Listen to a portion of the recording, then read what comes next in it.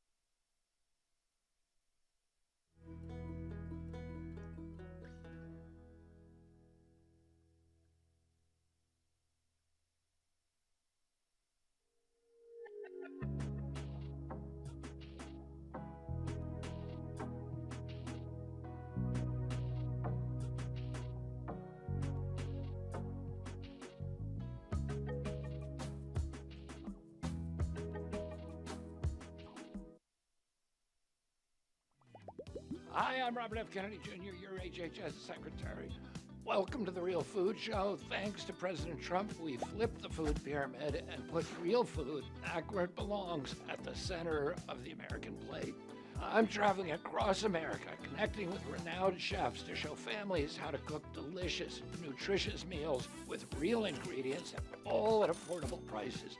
America, it's time to eat real food. Let's get cooking.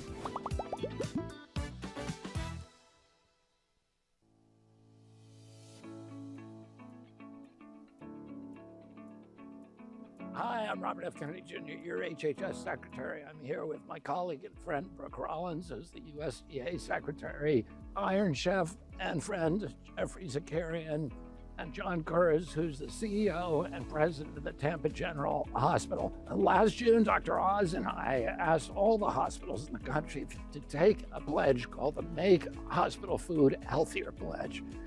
And Tampa General was the first to exercise the leadership to take that pledge. It's transformed its kitchens, it brought in Chef Zakarian, and we just ate a meal here, and it was the kind of meal that you would eat in the finest restaurant in this country.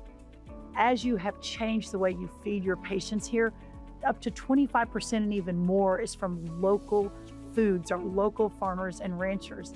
And that is the way. That's how we move this forward. So, Chef, again, really cool to see you at work. The best chicken noodle soup I've ever had in my entire life, no kidding, was in the kitchen here at the Tampa General Hospital. Well, it's an honor to do this, and I'm just so tickled pink that you're all here and seeing this firsthand. We've been working on this for over 2.5 years.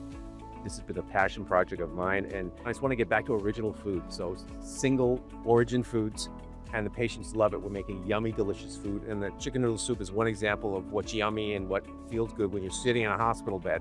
This is one of the most worthwhile things I will do in my career. Looking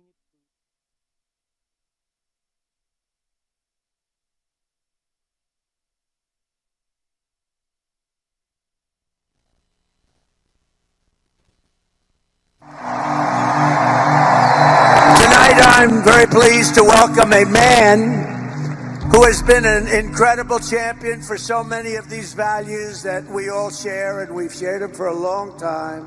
Robert F. Kennedy Jr.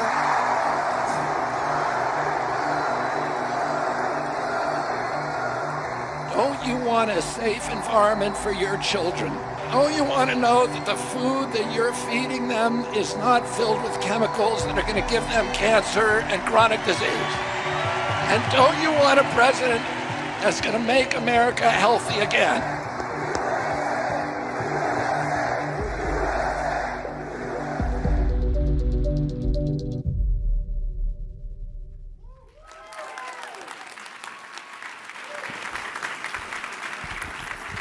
Hello, everybody. Thank you all for being here. I know that many of you remember August 23rd, 2024. And on that day, President Trump and I promised that we would make America healthy again. We promised to transform our food systems and confront one of the most powerful drivers of America's chronic disease crisis. Almost exactly 2 years later, we're here celebrating the most transformative 18 months of food reform in modern American history.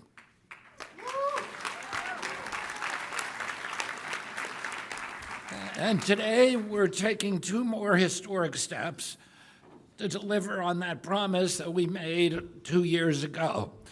First, we're overhauling the generally recognized as safe of the GRAS standards for that and the entire GRAS framework. We're proposing a rule that would end the practice of companies making GRAS determinations without notifying the FDA. The proposal will give the agency greater visibility into the substances that are entering our food supply. Second, alongside my friend and colleague, Agricultural Secretary Brooke Rollins, we submitted for final review the federal government's first definition of ultra-processed foods.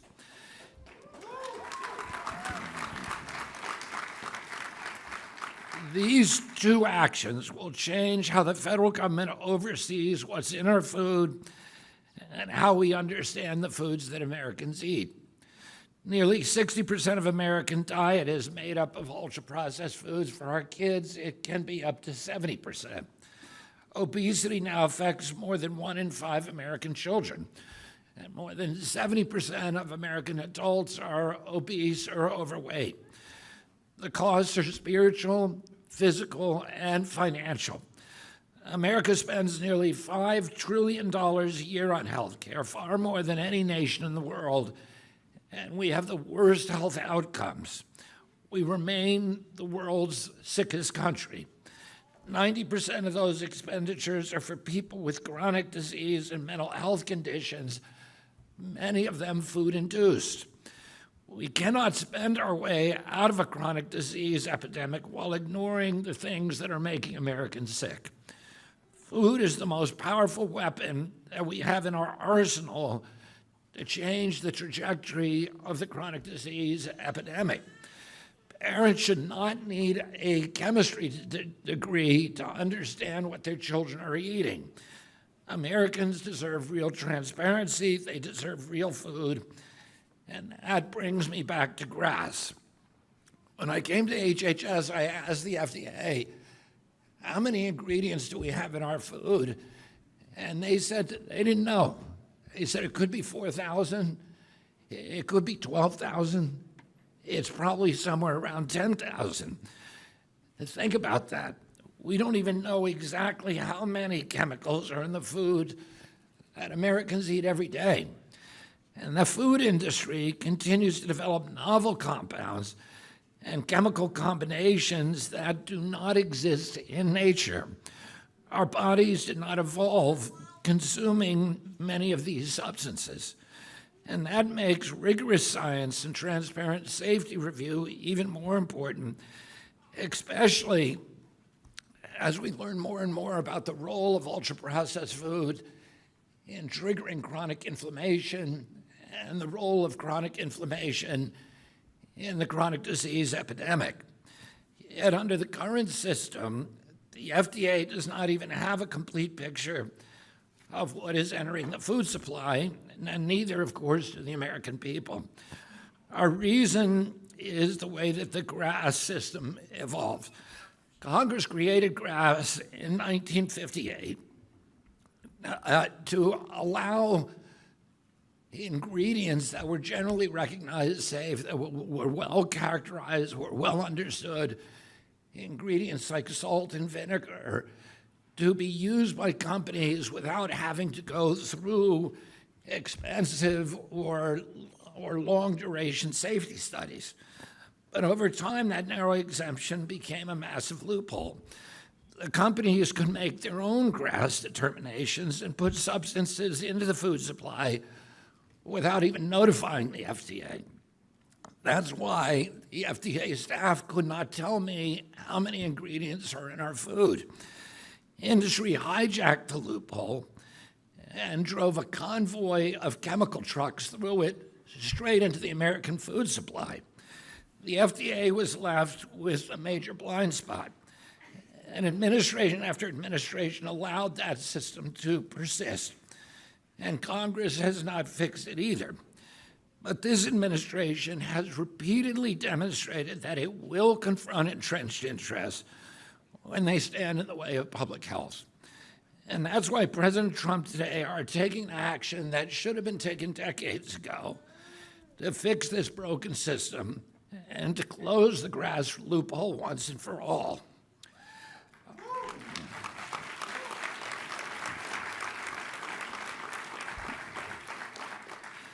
Our action starts with a basic principle: if you can't define a problem, you can't solve it.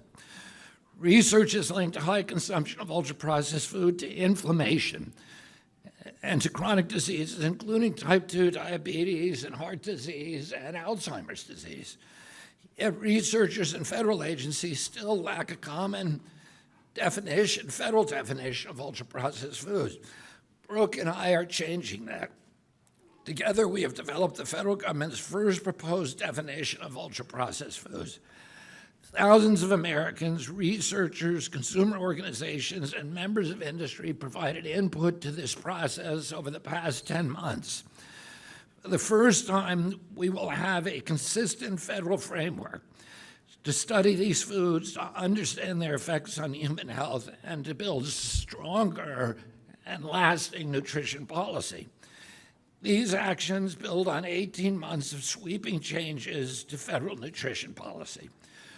We updated the dietary guidelines around gold standard science with one simple message: eat real food. We moved to eliminate petroleum-based synthetic dyes from our food supply. Nearly 80% of medical schools across 36 states committed to expanding nutrition education to more than 40 hours. And we're working to ensure that federal food dollars support healthier meals in our schools, in our hospitals, in our military installations, in veterans facilities, and other institutions. We're changing how the federal government approaches nutrition by putting prevention at the center of American health policy, and we are changing the dietary culture in our country. And we're seeing those results already. Over the past year, sales growth of real food outpaced ultra-processed food for the first time by approximately 7%. And industry is responding. Food companies across the country have made extraordinary commitments to reformulate their products and remove artificial dyes. Just last week, Kellogg announced that it will eliminate artificial colors from all of its cereals by the end of 2026, a full year ahead of schedule. Kraft, Heinz, General Mills, Nestle, ConAgra, J.M. Smucker, and Utz are all among the companies that have also made major commitments to remove artificial colors and many other additives from their products. This is a fundamental shift. We are changing federal nutrition policy. Americans are changing the way that they eat, and companies are changing what they put on our store shelves. But HHS cannot complete this work through administrative action alone. We are doing everything that we can do within our legal power. We're using the authority that Congress has given HHS and FDA to strengthen oversight and protect the American food supply. But Congress must build on these actions through legislation. Congress needs to give FDA the additional tools that it needs to keep pace with a changing food supply and protect the American people.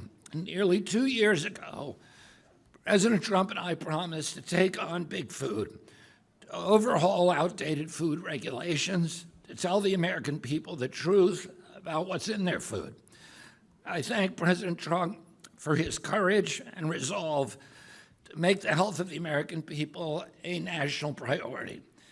And thank you to the MAHA movement and to the millions of Americans across the political spectrum who believe that our children deserve to eat real food. You built this movement from the ground up. You demanded change, and today we are transforming our food system because of you.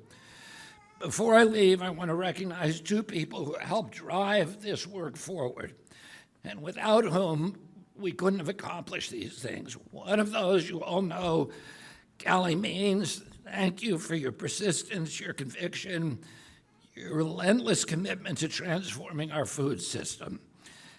And then there is a man who helped turn much of this vision into a reality. Kyle Diamantes has been one of the most important driving forces behind our food policy reforms from the beginning. He led the FDA's human food programs with professionalism, discipline, and unwavering focus on the health of the American people. And now, as acting FDA commissioner, he is leading the entire agency at one of the most consequential moments in American history. Kyle is thoughtful, he's steady, he's respected by everyone who works with him, and he gets things done. Please join me in giving a huge welcome to our acting FDA Commissioner, Kyle Diamantes.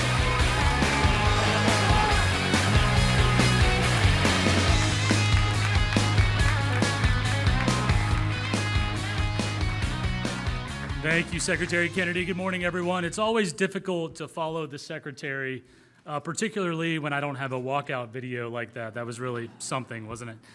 So look, instead this morning, I'm going to talk about the nuts and bolts of today's GRAS announcement, which alongside the dietary guidelines and all of the other accomplishments you see on these signs across this room, reflects yet another historic achievement accomplished during this administration. As Secretary Kennedy rightly said, all Americans deserve confidence that the ingredients in their food are subject to transparent, science-based oversight. And today's actions strengthen both sides of that equation. By proposing mandatory GRAS notifications, we are closing critical information gaps and giving FDA greater visibility into the substances in our food supply.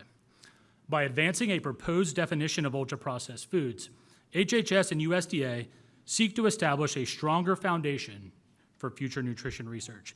Together, these reforms represent a significant step toward a more transparent and modern food safety system. To understand GRAS reform, you really have to first go back 70 years to 1958, when Congress passed and President Eisenhower signed what's now known as the Food Additive Amendments, which was driven largely by concerns at that time, not dissimilar to today, over increasing use of chemicals in food processing. This 1958 law mandated that the use of certain substances in food must be approved by FDA via a pre-market review and approval process. That process, intended by Congress to be the primary pathway for ingredients to enter our food supply, requires that entities submit a formal petition for FDA approval before the ingredient can be added to the food supply. At the same time, however, Congress created an exemption from this pre-market approval process for certain substances that Congress believed were generally recognized as safe, either through scientific procedures or their common use. Now, at this time in 1958, Congress largely had in mind common ingredients like salt, vinegar, and flour, as the Secretary mentioned, that had been used safely for generations and thus did not require further federal approval to ensure safety. This pathway, this GRAS exemption pathway, was intended to be just that, an exemption from the otherwise required pre-market approval process. Over time, however, the GRAS pathway became the primary pathway by which ingredients now enter the U.S. food supply, far exceeding the actual pre-market approval process. And because the framework for GRAS has allowed manufacturers to self-affirm or self-GRAS the status of ingredients without notifying FDA, the agency continues to operate with a lack of comprehensive knowledge of the substances present in the food supply. While voluntary GRAS frameworks were informative to the agency in the past, our experience has highlighted significant challenges, which combined with rapidly evolving food supply demonstrates a clear need to modernize. Under Secretary Kennedy and President Trump's leadership, this administration is committed to taking action to provide greater transparency and oversight to the consumers who demand it, and that starts with today's announcement. Today's proposed rule seeks to formally update FDA regulations to require any person introducing a new GRAS substance or use into the food supply to notify the agency of the basis for that GRAS conclusion, unless an exemption applies. Prospectively, this transition from a voluntary to a mandatory notification program would close a decades-old information gap. It would give FDA greater visibility into the substances used in human and animal food, enabling us to more efficiently, knowledgeably, and timely regulate the safety of our nation's food supply. For ingredients already on the market, we are proposing a practical, time-limited, and streamlined submission pathway that provides a predictable regulatory landscape while expanding a public-facing inventory of submitted GRAS notices, again aimed at driving transparency. Because this is a proposed rule, we want to be clear that we are laying out a blueprint for public review, one designed to work effectively for FDA oversight, as well as for responsible industry and consumer safety advocates alike. This proposed rule will soon be available for public comment. I actually think it went live at 11:15 this morning, and we strongly encourage all stakeholders to weigh in by submitting comments to help shape the final outcome. I want to be clear, this proposed rule advances and improves the agency's oversight of food safety via regulation while respecting the limitations of our authority under the statute. We know there is bipartisan support for GRAS reform on the Hill, and this administration will continue working with Congress on legislative options to further address and advance GRAS reform and other important nutritional policies. I want to again express my gratitude to President Trump for his commitment to advancing public health, as well as to Secretary Kennedy for his leadership on this and many other issues. With that, I will now turn it over to my colleague, Callie Means. Thank you.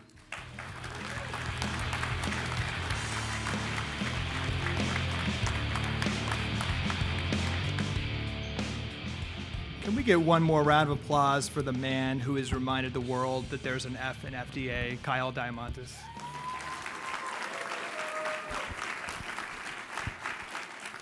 And can we, I think the kids on the stage who are behaving very well deserve an amazing round of applause. This is a big day for every kid in America, every mom that cares about food safety. It's an emotional day for a lot of us here at HHS. Because about 2 years ago, after the election, Secretary Kennedy tasked his team with coming up with a list of the boldest, most aggressive set of food reforms we could possibly accomplish in the first 2 years of the Trump administration. He asked us to engage with leading advocates and academics on the left and the right, and to ignore conventional political wisdom about what was feasible. At the time, as we pursued and investigated these policies, we were told by everybody that removing soda and candy from SNAP was impossible. There's no way, we were told, that we win this battle with special interests when they receive tens of billions of dollars of subsidies from this program. Well, ladies and gentlemen, as we sit here today, the majority of states in the country have removed soda or candy from SNAP.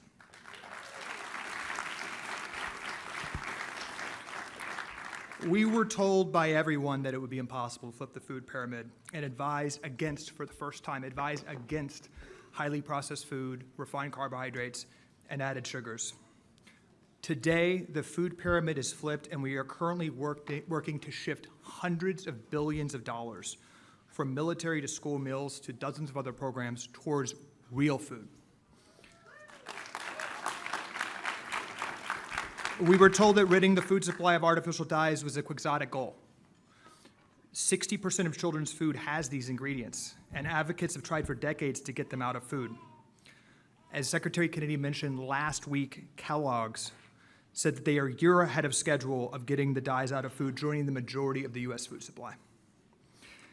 We were advised that GRAS reform has been one of the top objectives for food advocates for decades and would be impossible to enshrine in regulation. And today we are celebrating transformative GRAS regulations in a post-market review framework. In total, history will remember the first 2 years of the Trump administration as the most significant period of food reform in modern history, where we have made more progress on every single item, that Secretary Kennedy laid out in that initial list that many said were impossible.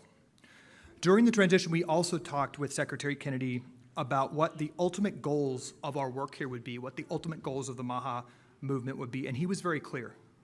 lower chronic disease rates.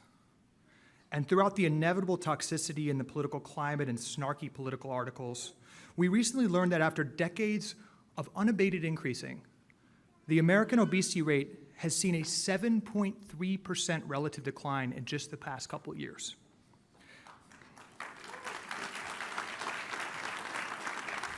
Now, some of our friends might like to give GLP-1s credit, and maybe they're due some, but I think all of us can agree there is something cultural, there's something spiritual happening around every kitchen table in America today. People are reading food labels more and becoming more conscious about what we put in our body. And we just learned that real food purchases are up 7% last year, the greatest increase on record. Additionally, ultra-processed food is seeing their lowest growth ever in recorded history. The American diet is shifting. And there is clearly something happening in the market, and it is a good thing that every boardroom in America is grappling with the stark consumer shift away from ultra-processed food. These MAHA policies are impossible to argue against. I've heard every argument. There's not a good argument against them. They're supported by 90% of Americans, and there really isn't any argument why we can't do these things to have a better food system. The truth is we must eat less ultra-processed food. As Secretary Kennedy mentioned, it's 70% of our child's diet. It's 10 to 20% in other countries. There's something clearly wrong happening. We must fix regulations that have been perverted by decades of corporate capture, and we must have transparency about what is in our kids' food. Transparency is crucial to a free market, and food transparency has been gutted over previous decades, which the Trump administration is fixing. And we must ensure our children's cells are not poisoned by thousands of unknown chemicals, which set our kids up at scale for guaranteed life, worsened and shortened by obesity, diabetes, and mental health challenges. Not to mention high healthcare costs that are threatening to bankrupt our country. They want us divided on these issues. They want partisan infighting. But as this event demonstrates today, that's not happening on the Trump administration's food agenda. Right now, Bernie Sanders is working with Republican lawmakers to develop food transparency bills. States around the country, left and right, are passing MAHA food legislation. And this administration is collaborating with medical groups like the American Medical Association, the American Heart Association, the American Academy of Pediatrics, many of whom are suing us on other issues, to advance these policies. In attendance today, we have left-wing groups who are in bitter disagreement with us on other issues, but are joining arms on these initiatives today. All of us agree there is a unique political and cultural moment where we can change the incentives of our food system and improve transparency, and the Trump administration is working with everyone that is interested in that objective. This moment was made possible by President Trump and RFK, and frankly, the decades-long work of leaders across the political aisle that have been fighting on these issues. Can we get a bipartisan round of applause for Secretary Kennedy and the diverse group of medical and advocacy groups who are working together to combat special interests and deliver transformational food reform?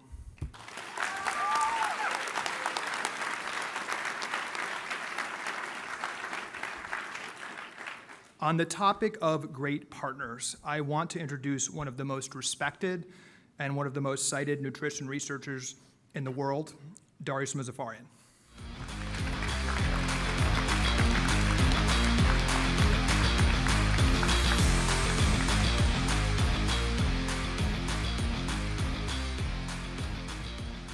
It's great to be here on the stage. I have 3 teenagers, so to see all the kids up here on the stage, and this one is alert, really paying attention. It's really amazing, so thank you for being here and showing how important this is. I'm really pleased to kind of give my remarks about the announcement that there will be an ultra-processed food definition and GRAS reform.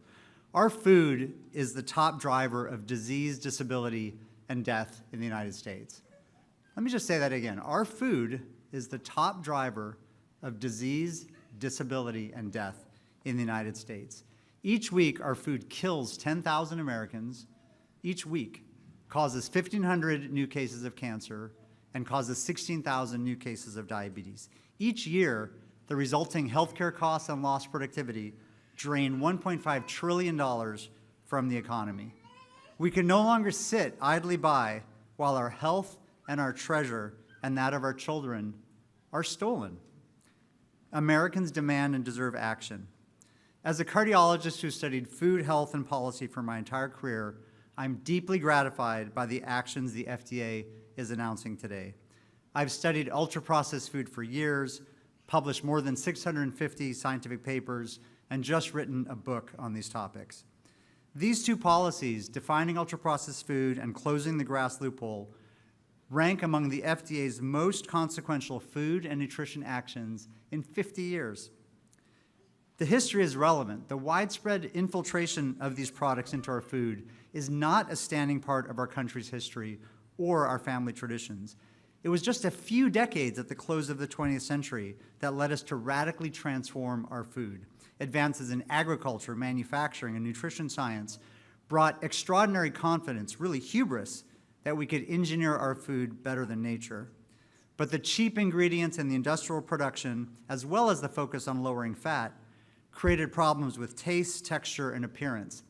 Industry responded with an ever-expanding arsenal of sweeteners, flavors, colors, thickeners, texturizers, preservatives, emulsifiers, stabilizers, and chemically modified proteins, sugars, and fats.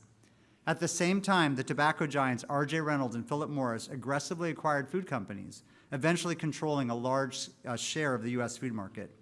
They brought with them a well-rehearsed playbook to engineer products that are irresistible or even addictive. About 15 years ago, researchers recognized a paradox. Many packaged foods were being reformulated to meet conventional targets for fat, sugar, salt, and vitamins. Yet Americans and hundreds of millions more around the world were eating these products and getting sicker. A hypothesis emerged. Perhaps the industrial processing itself mattered. Since then, more than 100 studies have shown this to be true. Ultra-processed foods are linked to obesity, diabetes, hypertension, heart disease, depression, anxiety, poor gut health, cancer, dementia, asthma, and premature death. The harms operate through several pathways: excess starch, sugar, and salt, loss of natural food structure, prebiotic fibers, and bioactives, harmful additives and contaminants, the illusion of flavor and satisfaction that encourages overconsumption. Importantly, this is really important, the concept of ultra-processing is not intended to replace everything else we know about nutrition. It's not the only thing that matters, but it does represent a distinct and important new dimension of food, one that the consumer doesn't know about, that has powerful effects on health. Critics note there's variation in the healthfulness of ultra-processed foods. That's true. There's variation in the healthfulness of foods that are higher or lower in sugar, higher or lower in salt. There's variation in lots of foods. That's why any definition should include exemptions for foods that meet clearly established criteria for being healthy. But just because something is not the only thing that matters, it doesn't mean that it doesn't matter. This is exactly what the research shows. Even after accounting for all the other conventional nutritional factors we study, ultra-processing independently influences health. We recently showed this in a nationally representative study of 50,000 adults, showing that even after we adjusted for every other factor we could think of in nutrition, ultra-processed foods were linked to significantly worse metabolic health, more chronic disease, and higher mortality.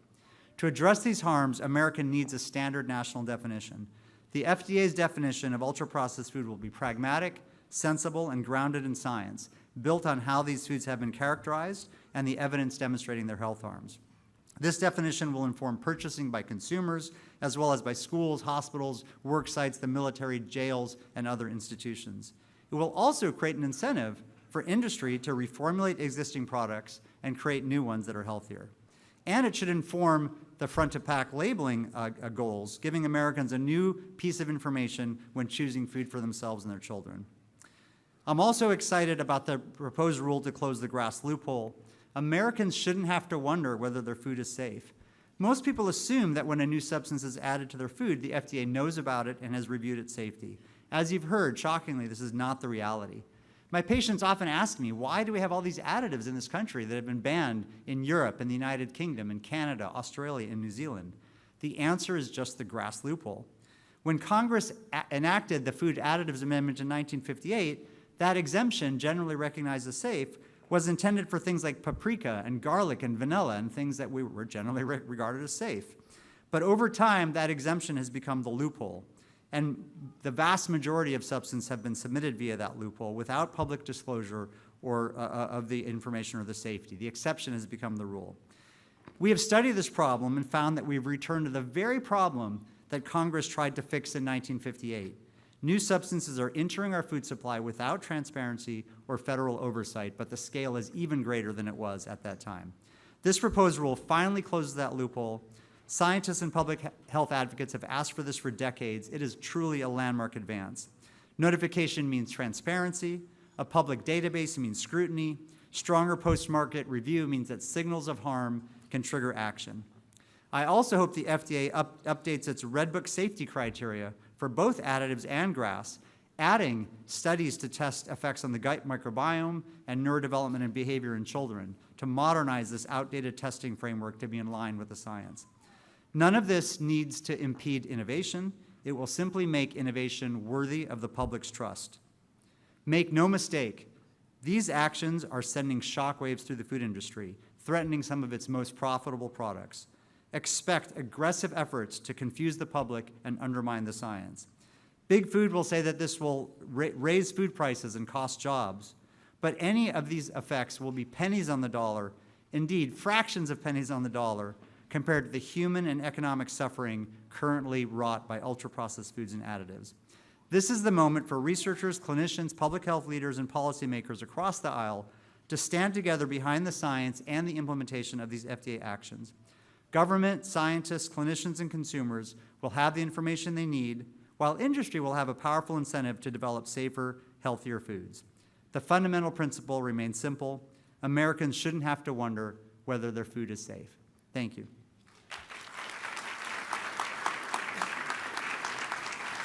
Ladies and gentlemen, welcome to the stage, Vani Hari.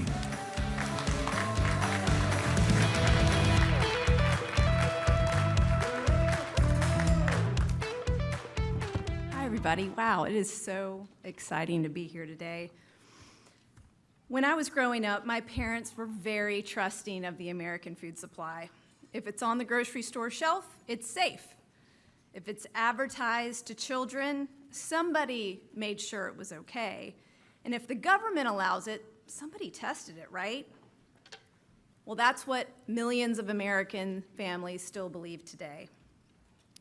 Today should be a wake-up call for every food company making an ultra-processed food, because now the government is fixing the food system that is so disturbingly broken, that our food supply has been flooded with unnecessary synthetic chemicals and industrial additives that are destroying our health. Chemicals that are banned or restricted in other countries. Chemicals that are engineered to be more addictive. Chemicals that allow the food industry to manufacture seemingly cheaper products to maximize profits and not our health. Chemicals that poison our cells. For more than 60 years, we have been part of one of the most uncontrolled experiments in American history. The test subjects weren't lab rats, they were us. They were our children. They were me. I used to be addicted to ultra-processed food. I was sick, overweight, depressed. I had 2 surgeries by my early 20s. I didn't volunteer for this experiment, and nobody asked for our consent. While corporate profits grew, we watched as the people around us got sicker, our friends, our family, our children, and we kept asking why. We were told to stop asking questions. Just trust the experts. Just trust the system. But the system failed us. The system allowed the food industry to police itself. 4 little words got us into this mess. Generally regarded as safe. Safe according to who? According to the very companies making billions of it. Big Food hired their own experts. They wrote their own safety reports. They declared all by themselves what they were selling American families was safe. And then they didn't have to tell anyone about it. And we have been paying the cost. To protect our families, Parents had to become food detectives researching ingredients that should have been proven safe.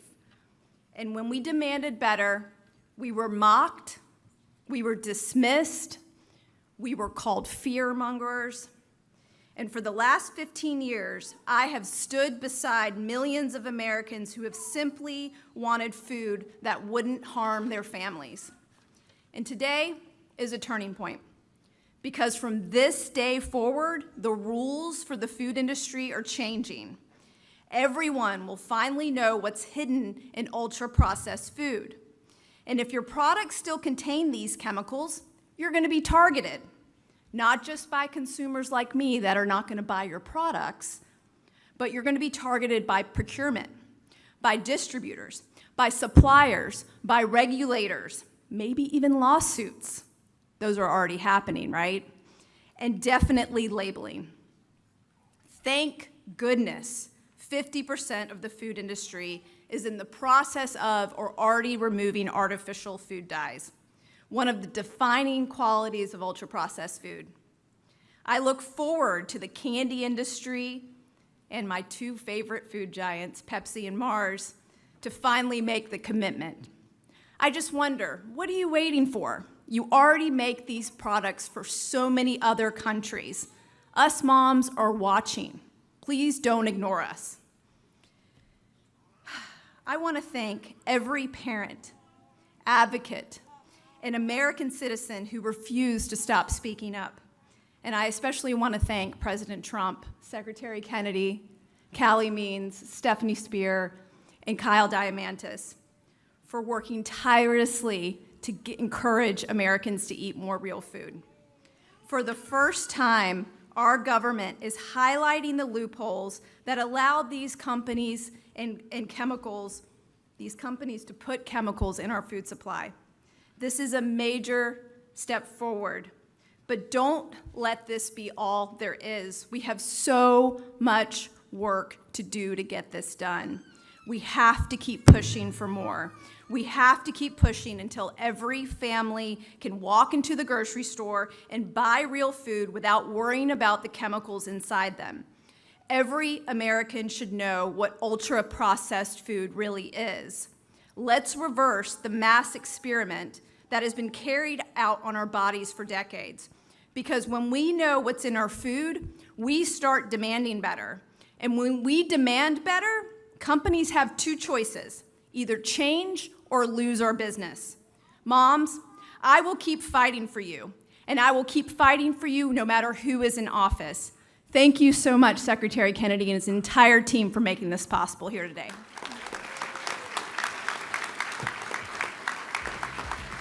Ladies and gentlemen, please welcome to the stage HHS Chief Counselor and nominee for Deputy Secretary, Chris Klump.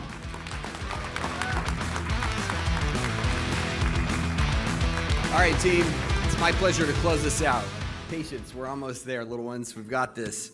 So last year, my wife and 4 children were sitting in an airport waiting for a flight, and across from them was a gentleman in his mid-60s. He was a bricklayer. And at some point, he struck up a conversation with her. And he was sitting there, notably with a bag of potato chips and soda in his hand, and having no idea who she was or what her husband does, and said, "Hey, have you heard about this Maha thing people are talking about?" And before she could answer, he followed and said, "I think there's something to it. I just don't know what I'm supposed to do. I wish somebody, the government, anyone, would just tell me what I should be eating so I can feel better." She told me about this conversation, and I've thought about it many times since that moment. And there are good reasons for that. There are millions of Americans like this gentleman. They want to be healthier. They want to feel better. They're looking for a system that gives them honest information, clear guidance, and a fair shot at making healthy choices. And yet, for too long, we have a system that is focused and been exceptionally good at treating disease after it develops, and far less focused on understanding why people became sick in the first place. Too often we've regarded and rewarded treatment over prevention, management more than health, and complexity more than transparency. But that's beginning to change. and it's driven by the historic alignment of interests under President Trump and Secretary Kennedy's leadership of these efforts. At HHS, we're building what we think about as a 10-year bridge from a system that reacts to chronic disease to one that increasingly understands root causes, that prevents disease before it develops and delivers care tailored to the individual. And the announcements today are part of that, and I'm going to summarize 3 pillars quickly. The first is transparency in and healthier food. Americans deserve to know what's in the food that they feed their families. They deserve rules that make healthy choices easier to understand, not harder. And our work on grass and on ultra-processed food is part of the effort. So are our initiatives around regenerative agriculture, better hospital food, medical nutrition, things that you see on the signs around this room. And we'll keep taking a simple message around the country. Eat real food. Get active. Some people say that's overly simplistic. We could not disagree more strongly. We have to do this. That bricklayer in the airport wasn't looking for a 200-page report. He wanted to know what he could do tomorrow to feel better, to feel healthier. The second part is science. The third part is personalized and preventive health care.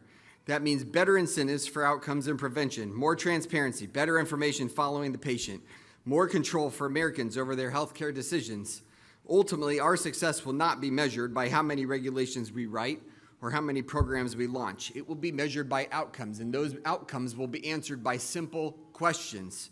Are fewer Americans developing chronic disease? Are Americans living healthier, longer lives? Are patients receiving care that is increasingly tailored to them? Are healthcare costs becoming more manageable for American families? Those are the measures that matter. And that's the direction we're taking American healthcare on this 10-year bridge. More transparency, more prevention, and so that's where we're moving. We're so grateful for you being here today. We're so grateful for your support. Thank you for your support. Thank you for being here. We'd like to ask you to stay seated for a moment. We're going to take a picture with the group. We'd invite all the speakers to come up for just a moment. Thank you.